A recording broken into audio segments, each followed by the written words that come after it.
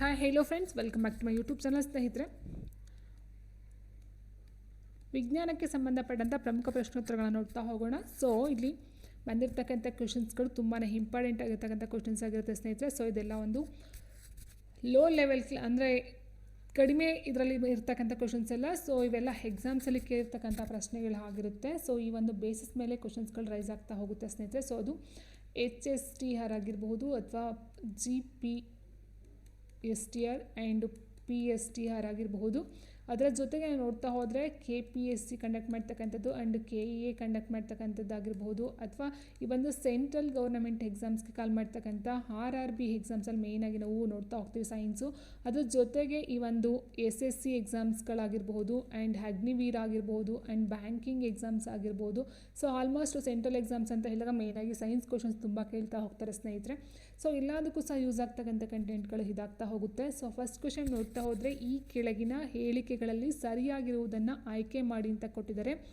ಭೂಮಿಯ ಅಕ್ಷಭ್ರಮಣೆಯ ಅವಧಿ ಶುಕ್ರ ಗ್ರಹದ ಅಕ್ಷಭ್ರಮಣೆಯ ಅವಧಿಗಿಂತ ಕಡಿಮೆ ಇದೆ ಅಂತ ಕೊಟ್ಟಿದ್ದಾರೆ.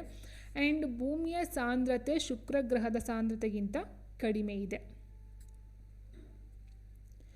ಸೊ ಕೊಟ್ಟಿರ್ತಕ್ಕಂಥ ಪ್ರಶ್ನೆ ಏನಿದೆ, ಸರಿಯಾಗಿರುವುದನ್ನು ಆಯ್ಕೆ ಮಾಡಿ ಅಂತ ಕೊಟ್ಟಿದ್ದಾರೆ. ಭೂಮಿಯ ಅಕ್ಷಭ್ರಮಣೆಯ ಅವಧಿ ಶುಕ್ರ ಗ್ರಹದ ಅಕ್ಷಭ್ರಮಣೆಯ ಅವಧಿಗಿಂತ ಕಡಿಮೆ ಇದೆ. ನೋಡಿ ಸ್ನೇಹಿತರೆ, ಇಲ್ಲಿ ಅಕ್ಷಭ್ರಮಣ ಅಂತ ಹೇಳಿದ್ರೆ ತನ್ನನ್ನು ತಾನು ಸುತ್ತಾಡ್ಕೊಳ್ತಕ್ಕಂಥ ನಾವು ಅಕ್ಷಭ್ರಮಣ ಅಂತ ಕರಿತಾ ಹೋಗ್ತೀವಿ.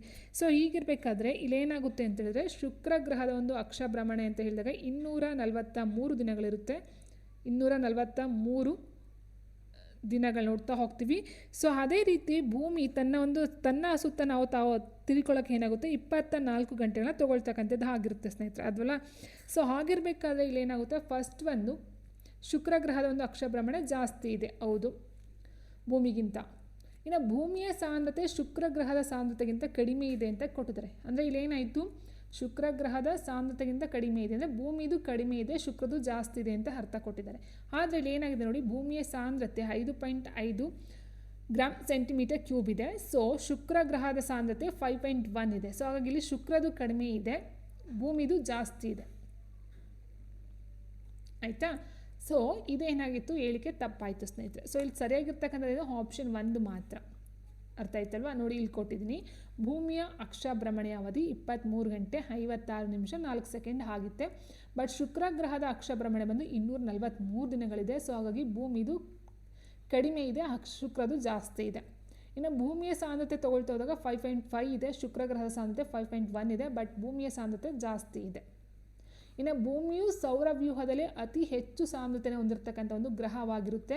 ಆ್ಯಂಡ್ ಶನಿ ಗ್ರಹ ಸೌರವ್ಯೂಹದಲ್ಲೇ ಅತಿ ಕಡಿಮೆ ಸಾಂದ್ರತೆಯನ್ನು ಹೊಂದಿರತಕ್ಕಂಥದ್ದು ಆಗಿರುತ್ತೆ. ವೆರಿ ಇಂಪಾರ್ಟೆಂಟ್, ನೋಟ್ ಮಾಡ್ಕೊಳ್ತಾ ಹೋಗಿ ಸ್ನೇಹಿತರೆ. ಇನ್ನು ಶುಕ್ರದ ಬಗ್ಗೆ ನೋಡ್ತಾ ಹೋದಾಗ 243 ದಿನಗಳು ಅಕ್ಷಭ್ರಮಣೆ ಆಗಿದ್ದರೆ ಪರಿಭ್ರಮಣ ಅವಧಿ ಬಂದು 225 ದಿನಗಳಾಗಿರುತ್ತೆ. 225 ದಿನಗಳು ಈ ಒಂದು ಪರಿಭ್ರಮಣ ಅವಧಿ, ಅಂದರೆ ಸೂರ್ಯನ ಸುತ್ತೋದಕ್ಕೆ ತಗೊಳ್ತಕ್ಕಂಥದ್ದು ಆಗಿರುತ್ತೆ ಸ್ನೇಹಿತರೆ.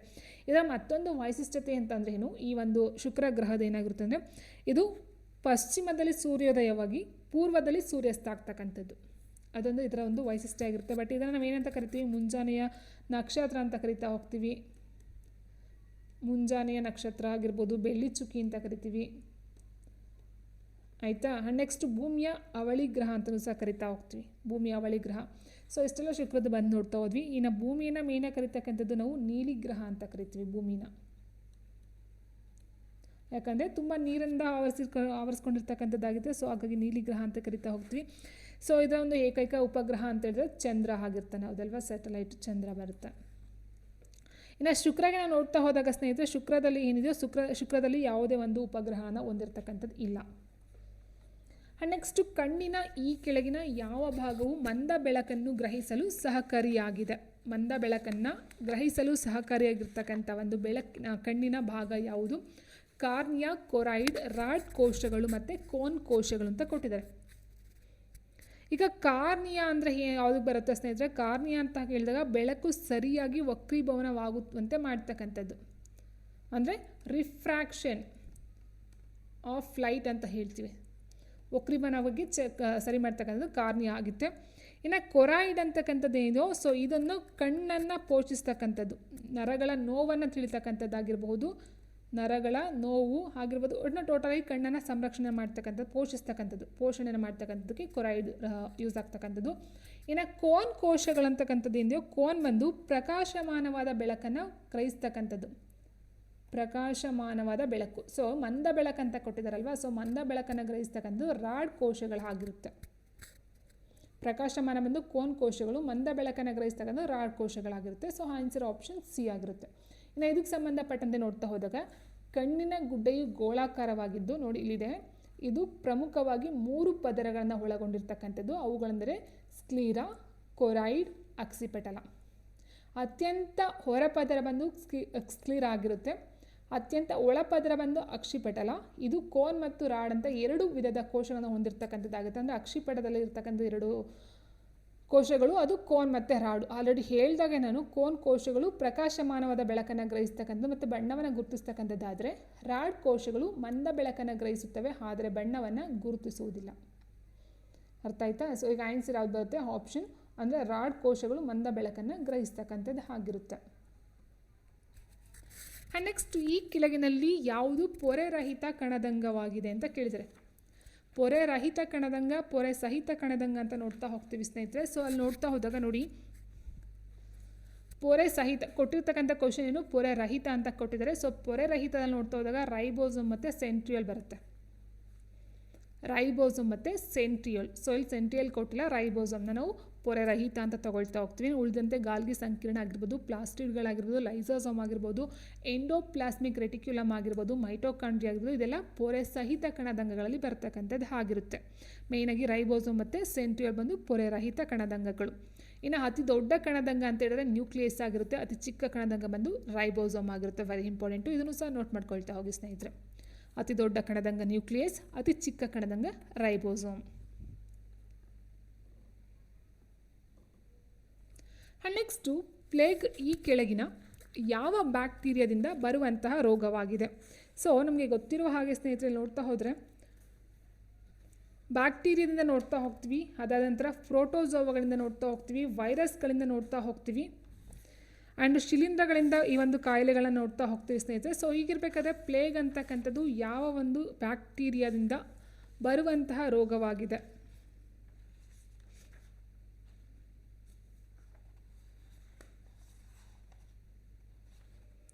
ಎಸ್, ಆನ್ಸರ್ ಬಂದು ಯುರೇನ್ಸಿಯಾ ಫೆಸ್ಟಿಸ್ ಅಂತ ಹೇಳ್ತೀವಿ. ಯುರೇನ್ಸಿಯಾ ಫೆಸ್ಟಿಸ್ ಅಂತಕ್ಕಂಥದ್ದು. ಇನ್ನು ಉಳಿದಂತೆ ನೋಡ್ತಾ ಹೋದಾಗ ಬ್ಯಾಕ್ಟೀರಿಯಾದಿಂದ ಹರಡ್ತಕ್ಕಂಥ ಕಾಯಿಲೆಗಳು ಯಾವ್ದ್ಯಾವ್ದು ಅಂತ ಹೇಳಿದಾಗ ಸಿಫಿಲಸ್, ಟ್ರಿಫೋನಿಯಾ ಫಾಲಿಡಮ್ ಅಂತಕ್ಕಂಥ ಒಂದು ಬ್ಯಾಕ್ಟೀರಿಯಿಂದ ಹರಡ್ತಕ್ಕಂಥದ್ದಾಗಿರುತ್ತೆ. ಗೊನೋರಿಯಾ ಬಂದು ನೈಸೀರಿಯಾ ಗೊನೇರಿಯಾ ಅಂತಕ್ಕಂಥದ್ದಾಗಿರುತ್ತೆ. ಕಾಲರ ಬಂದು ವಿಬ್ರಿಯೋ ಕಾಲರೆ. ಕ್ಷಯ ಬಂದು ಮೈಕೋ ಬ್ಯಾಕ್ಟೀರಿಯಸ್ ಟ್ಯೂಬರ್ಕ್ಯುಲೋಸಿಸ್ ಅಂತಕ್ಕಂಥ ಒಂದು ಬ್ಯಾಕ್ಟೀರಿಯಾದಿಂದ ಹರಡ್ತಕ್ಕಂಥದ್ದು. ಧನುರ್ವಾಯು ಬಂದು ಕ್ಲಾಸ್ಟ್ರಿಡಿಯಂ ಟೆಟನಿ. ವಿಷಮ ಶೀತ ಜ್ವರ ಬಂದು ಅಥವಾ ಟೈಫಾಯ್ಡ್ ಅಂತ ಹೇಳ್ತೀವಿ, ಸಲ್ಮೋನೆಲ್ಲಾ ಟೈಫಿ. ಡಿಪ್ತೀರಿಯಾ ಬಂದು ಕಾರಿನ್ ಬ್ಯಾಕ್ಟೀರಿಯಾ. ಪ್ಲೇಗ್ ಬಂದು ಯುರೇನ್ಸಿಯಾ ಫೆಸ್ಟಿಸ್ ಅಂತಕ್ಕಂಥ ಒಂದು ಬ್ಯಾಕ್ಟೀರಿಯಾದಿಂದ ಹರಡ್ತಕ್ಕಂಥ ಒಂದು ಕಾಯಿಲೆ ಆಗಿರುತ್ತೆ ಸ್ನೇಹಿತರೆ. ಸೊ ಇಷ್ಟು ಇಂಪಾರ್ಟೆಂಟ್ ಆಲ್ರೆಡಿ ಕೊಟ್ಟಿದ್ದೀನಿ. ಪ್ರೋಟೋಜೋದು ಸಹ ಕೊಟ್ಟಿದ್ದೀನಿ, ಬ್ಯಾಕ್ಟೀರಿಯಾದು ಸಹ ಕೊಟ್ಟಿದ್ದೀನಿ ಸ್ನೇಹಿತರೆ. ಆಲ್ಮೋಸ್ಟು ಇದೆಲ್ಲ ಬ್ಯಾಕ್ಟೀರಿಯಾದಿಂದ ಬರ್ತಕ್ಕಂಥ ಕಾಯಿಲೆಗಳಾಗಿರುತ್ತೆ. ಸೊ ಅಲ್ಲೂ ಸಹ ಕೇಳ್ತಾನೆ 4 ಆಪ್ಷನ್ಗಳನ್ನು ಕೊಟ್ಟು ಬ್ಯಾಕ್ಟೀರಿಯಾದಿಂದ ಹರಡ್ತಕ್ಕಂಥ ರೋಗಗಳನ್ನು ಪತ್ತೆ ಮಾಡಿ ಅಥವಾ ಹೆಸರಿಸಿ ಅಂತ ಕೊಡ್ಬೋದು, ಅಥವಾ ಬ್ಯಾಕ್ಟೀರಿಯಾದಿಂದ ಹರಡಿರ್ತಕ್ಕಂಥ ಕಾಯಿಲೆ ಯಾವುದು ಅಂತ ಕೇಳಬಹುದು. ಸೊ ಈಗಿರಬೇಕಾದ್ರೆ ನೀವು ಎಲ್ಲನೂ ಸಹ ನೋಡ್ಕೊಳ್ತಾ ಹೋಗ್ಬೇಕಾಗ್ತದೆ. ಬ್ಯಾಕ್ಟೀರಿಯಾ ಆಗಿರಬಹುದು, ಅಥವಾ ವೈರಸ್ ಆಗಿರ್ಬೋದು, ಪ್ರೋಟೋಜೋವಾ ಆಗಿರ್ಬೋದು, ಅಥವಾ ಶಿಲೀಂಧ್ರ ಆಗಿರ್ಬೋದು. ನೆಕ್ಸ್ಟ್, ಈ ಕೆಳಗಿನಲ್ಲಿ ಯಾವುದು ಪಾಗೋಸೈಟೋಸಿಸ್ ಮತ್ತು ಬ್ಯಾಕ್ಟೀರಿಯಾದಂತಹ ಸೂಕ್ಷ್ಮ ಜೀವಿಗಳ ವಿರುದ್ಧ ಸಹಾಯ ಪ್ರತಿರಕ್ಷಣಾ ಕೋಶಗಳಾಗಿ ಕಾರ್ಯವನ್ನು ನಿರ್ವಹಿಸುತ್ತದೆ ಅಂತ ಕೊಟ್ಟಿದ್ದಾರೆ. ಪ್ಯಾಗೋಸೈಟೋಸಿಸ್ ಮತ್ತು ಬ್ಯಾಕ್ಟೀರಿಯಾದಂತಹ ಸೂಕ್ಷ್ಮ ಜೀವಿಗಳ ವಿರುದ್ಧ ಸಹಜ ಪ್ರತಿರಕ್ಷಣಾ ಕೋಶಗಳಾಗಿ ಕಾರ್ಯನಿರ್ವಹಿಸ್ತಕ್ಕಂಥದ್ದು ಯಾವುದು? ಫೈಬ್ರೋಪ್ಲಾಸ್ಟ್ಗಳು, ಪ್ಲಾಸ್ಮಾ ಕೋಶಗಳು, ಮ್ಯಾಕ್ರೋಫೇಜ್ಗಳು, ಮಾಸ್ಟ್ ಕೋಶಗಳು. ಇಲ್ಲಿ ಸರಿಯಾದಂಥ ಒಂದು ಉತ್ತರ ಸ್ನೇಹಿತರೆ ಆಪ್ಷನ್ ಸಿ, ಮ್ಯಾಕ್ರೋಫೇಜ್ಗಳಂತ ಹೇಳ್ತಾ ಹೋಗ್ತೀವಿ. ನೋಡಿ ಇಲ್ಲಿ ಇದರ ಒಂದು ಪ್ರಮುಖ ಕಾರ್ಯ ಅಂತ ಹೇಳಿದಾಗ ಪ್ರತಿರಕ್ಷಣಾ ಕೋಶವಾಗಿ ಕಾರ್ಯವನ್ನು ಮಾಡ್ತಕ್ಕಂಥದ್ದಾಗಿರುತ್ತೆ. ಇನ್ನು ಉಳಿದಂತೆ ನೋಡ್ತಾ ಹೋದಾಗ ಫೈಬ್ರೋಬ್ಲಾಸ್ಟ್ಗಳು ಬಂದು ತಂತುಗಳನ್ನು ಸ್ರವಿಸ್ತಕ್ಕಂಥದ್ದಾಗಿರುತ್ತೆ. ಪ್ಲಾಸ್ಮಾ ಕೋಶಗಳು ಬಂದು ಆಂಟಿಬಾಡಿಗಳನ್ನು ಉತ್ಪಾದಿಸ್ತಕ್ಕಂಥದ್ದಾಗಿರುತ್ತೆ ಇದರ ಒಂದು ಕೆಲಸ. ಮೈಕ್ರೋಫೇಜ್ಗಳು ಬಂದು ಸೂಕ್ಷ್ಮಾಣುಜೀವಿಗಳ ಫಾಗೋಸೈಟ್ಸ್ ಮತ್ತು ಬ್ಯಾಕ್ಟೀರಿಯಾದಂತಹ ಸೂಕ್ಷ್ಮ ಜೀವಿಗಳ ವಿರುದ್ಧ ಸಹಜ ಪ್ರತಿರಕ್ಷಣಾ ಕೋಶಗಳಾಗಿ ಕಾರ್ಯನಿರ್ವಹಿಸ್ತಕ್ಕಂಥದ್ದಾಗಿರುತ್ತೆ. ಆ್ಯಂಡ್ ಶಾಕ್ ಸೂಕ್ಷ್ಮ ಜೀವಿಗಳಿಂದ ಭಕ್ಷಿಸ್ತಕ್ಕಂಥ ಒಂದು ಕೆಲಸವನ್ನು ಸಹ ಮಾಡ್ತಕ್ಕಂಥದ್ದಾಗಿರುತ್ತೆ. ಇನ್ನು ಫೈನಲ್ ಆಗಿ ಮಾಸ್ಟ್ ಕೋಶಗಳ ಒಂದು ಕೆಲಸ ಏನು, ಇವು ಸಿರೋಟೋನಿನ್ ಮತ್ತು ಹ್ಯಾಪ್ರಿನ್ ಮತ್ತು ಹಿಸ್ಟಮಿನ್ ಅಂತಹ ವಸ್ತುಗಳನ್ನು ಸ್ರವಿಸ್ತಕ್ಕಂಥದ್ದಾಗಿರುತ್ತೆ. ಹಾಗಾಗಿ ಇಲ್ಲಿ ನೋಡ್ತಾ ಹೋದಾಗ ಆನ್ಸರ್ ಆಪ್ಷನ್ ಸಿ ಮೈಕ್ರೋಫೇಸ್ಗಳು ಆಗಿರುತ್ತೆ ಸ್ನೇಹಿತರೆ. ಆ್ಯಂಡ್ ನೆಕ್ಸ್ಟ್, ಈ ಕೆಳಗಿನ ಯಾವ ಕಿಣ್ವವು ಸಣ್ಣ ಕರುಳಿನ ಗ್ರಂಥಿಗಳಿಂದ ಸ್ರವಿಸುವುದಿಲ್ಲ ಅಂತ ಕೇಳಿದ್ದಾರೆ.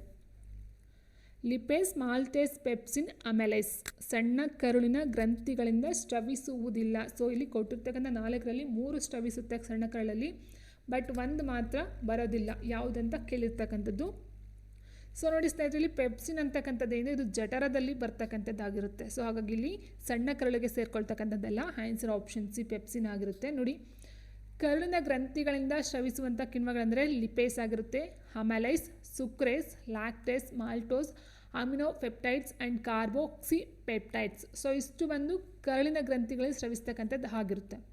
ಇನ್ನು ಪೆಪ್ಸಿನ್ ಬಂದು ಜಠರದ ಕಿಣ್ವವಾಗಿದ್ದು ಸೇವಿಸಿದ ಆಹಾರದಲ್ಲಿ ಕಂಡುಬರುವಂಥ ಪ್ರೋಟೀನ್ಗಳನ್ನು ಜೀರ್ಣಿಸಿಕೊಳ್ಳಲು ಕಾರ್ಯವನ್ನು ನಿರ್ವಹಿಸ್ತಕ್ಕಂಥದ್ದು. ಗ್ಯಾಸ್ಟ್ರಿಕ್ ಮುಖ್ಯ ಕೋಶಗಳು ಬಂದು ಪೆಪ್ಸಿನನ್ನು ಪೆಪ್ಸಿನೋಜೆನ್ ಎಂಬ ನಿಷ್ಕ್ರಿಯ ಝೈಮೋಜೆನ್ ಆಗಿ ಸ್ರವಿಸ್ತಕ್ಕಂಥದ್ದು ಆಗಿರುತ್ತೆ.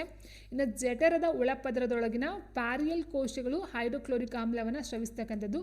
ಸೊ ಇದು ಜಠರದ pH ಅನ್ನು ಕಡಿಮೆ ಮಾಡ್ತಕ್ಕಂಥದ್ದು ಸಹ ಆಗಿರುತ್ತೆ.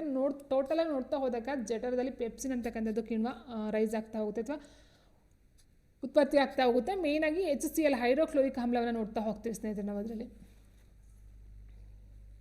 ಆ್ಯಂಡ್ ನೆಕ್ಸ್ಟ್, ಈ ಕೆಳಗಿನಲ್ಲಿ ಯಾರು ಎಲೆಕ್ಟ್ರಾನನ್ನು ಸಂಶೋಧಿಸಿದರು ಅಂತ ಕೊಟ್ಟಿದ್ದಾರೆ. Rutherford, James Chadwicks, J Thomson, Dmitri Mendeleev. So Dmitri Mendeleev ಬರೋದೇ ಇಲ್ಲ, ಯಾಕಂದರೆ ಅವರೊಂದು ಮೆಂಡಲಿವ್ ಅಂತಕ್ಕಂಥದ್ದು ಧಾತುಗಳಿಗೆ ಸಂಬಂಧಪಟ್ಟಂತೆ ಬರ್ತಾ ಹೋಗ್ತಾರೆ. ಸೊ ರುದರ್ಫೋರ್ಡ್ ಕೊಟ್ಟಿದ್ದಾರೆ, James Chadwick, J Thomson, Dmitri ಮೆಂಡಲಿವನ್ನು ಕೊಟ್ಟಿದ್ದಾರೆ ಸ್ನೇಹಿತರೆ. ಸೊ ಇಲ್ಲಿ ಸರಿಯಾದಂಥ ಒಂದು ಉತ್ತರ ಎಲೆಕ್ಟ್ರಾನ್ಗಳನ್ನು ಕಂಡಿಡ್ತಕ್ಕಂಥವ್ರು ಬಂದು ಜೆ ಥಾಮ್ಸನ್ ಆಗಿರ್ತಾರೆ. ನೀವು ಉಳಿದಂತ ನೋಡ್ತಾ ಹೋದಾಗ ಸ್ನೇಹಿತರೆ ನೋಡಿ, 1897ರಲ್ಲಿ ಜೆ ಥಾಮ್ಸನ್ ಅವರು ಕ್ಯಾಥೋಡ್ ಕಿರಣಗಳನ್ನು ಸಂಶೋಧಿಸ್ತಕ್ಕಂಥದ್ದಾಗಿರುತ್ತೆ. ಇವುಗಳನ್ನು ಎಲೆಕ್ಟ್ರಾನ್ ಎಂದು ಕಂಡುಹಿಡಿತಕ್ಕಂಥದ್ದು ಆಗಿರುತ್ತೆ. ಸೊ ಇಷ್ಟು ಅರ್ಥ ಆಯ್ತಲ್ವ. 1897ರಲ್ಲಿ ಜೆ ಥಾಮ್ಸನ್ ಅವರು ಸಂಶೋಧನೆ ಮಾಡ್ತಕ್ಕಂಥದ್ದು. ಸೊ ಅದು ಎಲೆಕ್ಟ್ರಾನು, ಅದರ ಒಂದು ಕಿರಣ ಬಂದು ಕ್ಯಾಥೋಡ್ ಆಗಿರುತ್ತೆ. ಆಯಿತಾ. ಸೊ ಇದು ಪರಮಾಣುಗಳಿಗಿಂತ ಚಿಕ್ಕದಾದ ಋಣಾತ್ಮಕ ಆವೇಶದ ಕಣಗಳಿಂದ ಮಾಡಲ್ಪಟ್ಟಿದೆ ಎಂದು ಅವರು ಕಂಡುಹಿಡಿತಾರೆ. ಸೊ ಕ್ಯಾಥೋಡ್ ಮೇಲೆ ಮೈನಸ್ ಅಂತ ಆಯಿತು, ಋಣಾತ್ಮಕ ಆವೇಶದ ಕಣವನ್ನು ಕಂಡುಹಿಡಿತಕ್ಕಂಥದ್ದು ಜೆ ಥಾಮ್ಸನ್ ರಾದರು. ಇನ್ನು ಪ್ರೋಟಾನ್ ಕಂಡಿರ್ತಕ್ಕಂಥದ್ದು ಯಾರು ಅಂತ ಹೇಳಿದ್ರೆ ರುದರ್ಫೋರ್ಡ್ ಬರ್ತಾರೆ. 1917ರಲ್ಲಿ ಹೈಡ್ರೋಜನ್ ಪರಮಾಣುವಿನ ನ್ಯೂಕ್ಲಿಯಸ್ ಎಲ್ಲ ಇತರ ಪರಮಾಣುಗಳ ನ್ಯೂಕ್ಲಿಯಸ್ಗಳಲ್ಲಿದೆ ಎಂದು ಸಾಬೀತನ್ನು ಪಡಿಸ್ತಕ್ಕಂಥದ್ದು ಆಗಿರುತ್ತೆ. ಅಂದರೆ ಪ್ರೋಟಾನ್ ಅಂತ ಕೊಟ್ಟರೆ ನೋಡಿ, ಪ್ರೋಟಾನು ಎಲ್ಲ ಒಂದು ನ್ಯೂಕ್ಲಿಯಸ್ಗಳಲ್ಲಿ ಕಂಡು ಬರ್ತಕ್ಕಂಥದ್ದು ಆಗಿರುತ್ತೆ. ಸೊ ಇಲ್ಲಿ ಮೇಯ್ನಾಗಿ ಪ್ರೋಟಾನನ್ನು ಕಂಡಿಡ್ತಕ್ಕಂಥವ್ರು ರುದರ್ಫೋರ್ಡ್ ಆಗಿರ್ತಾರೆ. ಆಯಿತಾ. ಇನ್ನು ಜೇಮ್ಸ್ ಚಾಡ್ವಿಕ್ ಬಂದವರು ಬ್ರಿಟಿಷ್ ಭೌತಶಾಸ್ತ್ರರಾಗಿದ್ದು 1932ರಲ್ಲಿ ನ್ಯೂಟ್ರಾನನ್ನು ಆವಿಷ್ಕಾರ ಮಾಡ್ತಕ್ಕಂಥದ್ದಾಗಿರುತ್ತೆ. ಭೌತಶಾಸ್ತ್ರದಲ್ಲಿ 1935ರಲ್ಲಿ ನೊಬೆಲ್ ಪ್ರಶಸ್ತಿಯು ಸಹ ಇವರಿಗೆ ಸಿಗ್ತಾ ಹೋಗುತ್ತೆ.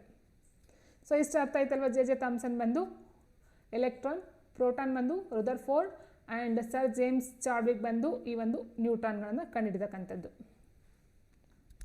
ಆ್ಯಂಡ್ ನೆಕ್ಸ್ಟು ಕೋಕ್, ಮರಳು ಮತ್ತು ಫೆರಿಕ್ ಆಕ್ಸೈಡ್ಗಳ ಮಿಶ್ರಣವನ್ನು ವಿದ್ಯುತ್ ಕುಲುಮೆಯಲ್ಲಿ ಡ್ಯಾಶಲ್ಲಿ ಕಾಯಿಸಿದಾಗ ಕೃತಕ ಗ್ರಾಫೈಟ್ ದೊರೆಯುತ್ತದೆ. ಸೊ ಗ್ರಾಫೈಟ್ ನಮಗೆ ಡೈರೆಕ್ಟಾಗೂ ಸಹ ಸಿಗ್ತಾ ಹೋಗುತ್ತೆ ಭೂಮಿ ಒಳಗಡೆ ಸ್ನೇಹಿತರೆ. ಇಲ್ಲ ಅಂತ ಹೇಳಿದ್ರೆ ಈ ಒಂದು ಕೋಕ್, ಮರಳು ಮತ್ತು ಫೆರಿಕ್ ಆಕ್ಸೈಡ್ಗಳಿಂದ ನಾವು ಈ ಒಂದು ಕೃತಕ ಗ್ರಾಫೈಟನ್ನು ತಯಾರು ಮಾಡ್ಕೊಳ್ಬಹುದಾಗಿರುತ್ತೆ. ಆದರೆ ಅದಕ್ಕೆ ಬೇಕಾಗಿರ್ತಕ್ಕಂಥ ಕೆಲ್ವಿನ್ ಎಷ್ಟು ಅನ್ನೋದು ಇಲ್ಲೊಂದು ಪ್ರಶ್ನೆ ಆಗಿದೆ. ಸೊ ಆಪ್ಷನ್ ಕೊಟ್ಟವರು 2773 kelvin and 3773 degree kelvin and 2273 kelvin, 3273 kelvin ಕೊಟ್ಟಿದ್ದಾರೆ. ಸೊ ಕೃತಕ ಗ್ರಾಫೈಟ್ ಬೇಕಂತ ಹೇಳಿದ್ರೆ ನಾವು ಈ ಒಂದು ವಿದ್ಯುತ್ ಕುಲುಮೆಯಲ್ಲಿ 3773 ಕೆಲ್ವಿನ್ಗೆ ಕಾಯಿಸಿದಾಗ ನಾವು ಕೃತಕ ಗ್ರಾಫೈಟನ್ನು ಪಡ್ಕೊಳ್ಬಹುದಾಗಿರುತ್ತೆ. ಇಲ್ಲಿ ಕೇಳ್ಬೋದು ಕೃತಕ ಗ್ರಾಫೈಟನ್ನು ಒಂದು ಕೆಲ್ವಿನ್ ಕೇಳಬಹುದು ಅಥವಾ ಅಲ್ಲಿ ಬರತಕ್ಕಂಥ ಒಂದು ಮಿಶ್ರಣಗಳು ಯಾವುದ್ಯಾವುದು ಅಂತ ಕೇಳ್ಬೋದು ಸ್ನೇಹಿತರೆ. ವೆರಿ ಇಂಪಾರ್ಟೆಂಟ್, ನೋಡ್ಕೊಳ್ತಾ ಹೋಗಿ. ನೋಡಿ, ಇಲ್ಲಿ ಭೂಪದರದಲ್ಲಿ ಹುದುಗಿರುವ ಕಲ್ಲಿದ್ದಲು ನಿಕ್ಷೇಪಗಳ ಮೇಲೆ ಜ್ವಾಲಾಮುಖಿಗಳ ತಾಪದಿಂದ ಗ್ರಾಫೈಟ್ ಉತ್ಪತ್ತಿ ಆಗ್ತಕ್ಕಂಥ ಯಾವುದು ನೈಸರ್ಗಿಕ ಅಥವಾ ಸ್ವಾಭಾವಿಕ ಅಂತ ಹೇಳ್ತೀವಿ. ಇನ್ನು ಕೋಕ್, ಮರಳು ಮತ್ತು ಫೆರಿಕ್ ಆಕ್ಸೈಡ್ಗಳ ಮಿಶ್ರಣವನ್ನು ವಿದ್ಯುತ್ ಕುಲುಮೆಯಲ್ಲಿ ಸುಮಾರು 3773 ಕೆಲ್ವಿನ್ ತಾಪದಲ್ಲಿ ಕಾಯಿಸುವುದರಿಂದ ಕೃತಕ ಗ್ರಾಫೈಟ್ ನಮಗೆ ದೊರೀತಕ್ಕಂಥದ್ದು ಆಗಿರುತ್ತೆ. ಇನ್ನು ಗ್ರಾಫೈಟೆಲ್ಲ ಎಲ್ಲೆಲ್ಲ ಯೂಸ್ ಮಾಡ್ತೀವಿ ಅಂತ ನೋಡೋದಾದರೆ ಪೆನ್ಸಿಲ್ಗಳ ತಯಾರಿಕೆ, ಅಂದರೆ ಪೆನ್ಸಿಲ್ ಮುಂದೆ ಬರುತ್ತಲ್ಲ ನಿಬ್ಬು, ಸೊ ಅದರೊಂದು ತಯಾರಿಕೆಯಲ್ಲಿ ಗ್ರಾಫೈಟನ್ನು ಬಳಸ್ತೀವಿ. ಯಂತ್ರಗಳ ಘರ್ಷಣೆಯನ್ನು ಕಡಿಮೆ ಮಾಡೋದಕ್ಕೆ ಬಳಸ್ತಕ್ಕಂಥದ್ದಾಗಿರುತ್ತೆ. ಉಷ್ಣ ನಿರೋಧಕ ಮೂಸೆಗಳ ತಯಾರಿಕೆಯಲ್ಲಿ ಬಳಸ್ತಕ್ಕಂಥದ್ದಾಗಿರುತ್ತೆ. ಆ್ಯಂಡ್ ಬೈಜಿಕ ಸ್ಥಾವರಗಳಲ್ಲಿ ಮಂದಕಾರಿಯಾಗಿ ಉಪಯೋಗಿಸ್ತಕ್ಕಂಥದ್ದಾಗಿರುತ್ತೆ. ಮೇಯ್ನಾಗಿ ನೋಡ್ತಾ ಹೋದಾಗ ಗ್ರಾಫೈಟ್ ಒಂದು ಏಕೈಕ ಘನ ಸ್ನೇಹಕವಾಗಿದೆ ಅಂತೆ. ಸೊ ಸ್ನೇಹಕ ಅಂದರೆ ಅದೊಂದು ನಮಗೆ ಒಂದು ಸ್ನೇಹ ರೀತಿ ಅಂತ ಹೇಳ್ತೀವಲ್ವ, ಒಳ್ಳೆಯ ರೀತಿಯಲ್ಲಿ ಯೂಸ್ ಆಗ್ತಕ್ಕಂಥದ್ದಾಗಿರುತ್ತೆ.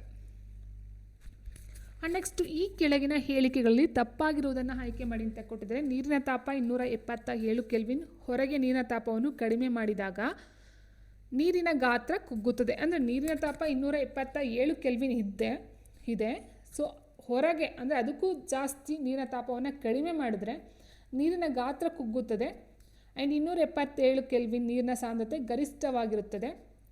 ಮಂಜುಗಡ್ಡೆಯು ಉಷ್ಣವಾಹಕವಾಗಿದೆ.